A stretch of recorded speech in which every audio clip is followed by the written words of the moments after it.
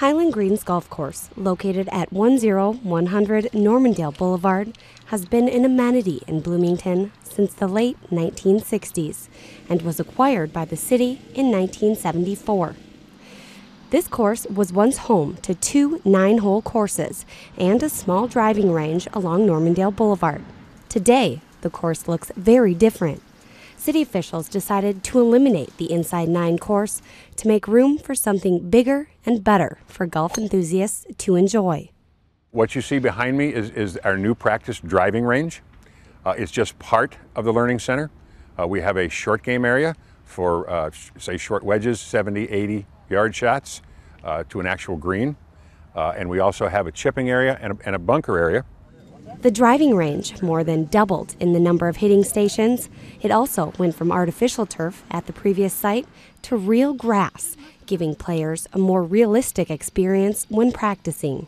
Well, the course looks amazing, and with all the changes, I'd like to learn a couple tips on perfecting my golf swing, and we're going to start with the tee shot. But first, why don't you tell me a bit about the club that we use for that?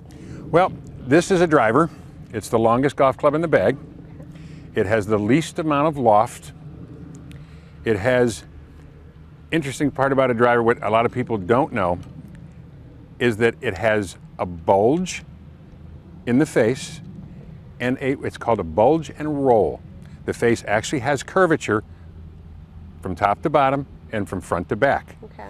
And actually what that allows is that if you hit the golf ball towards the toe of the golf club, just like the other irons, the toe, towards like the shoe, it will actually make the golf ball curve back towards center. If you hit the golf ball on the heel of the golf club, because of that, it causes a spin and causes it to come back towards center. Sitek says the first thing to keep in mind is posture. There should be a slight bend in the knee, and pay special attention to your feet. I'm just going to measure your shoulders. Okay? The shoulder width is the insides of your heels, not the outsides of your feet. So when you take a stance that's shoulder width. So I'm supposed to be like that? Yes. Wow. We all like to think, especially the ladies like to think that their shoulders are nice and narrow, but you have to remember that it's not the outsides of your feet, it's the insides of your heels. Okay. Now you have a base that's nice and steady.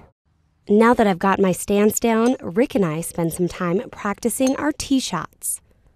No golfer wants to find themselves in a bunker, but in case it happens, it's good to know the proper way to get out. The key to it is staying very, very, very still with your entire body, with the exception of your arms. Swing the arms, don't move.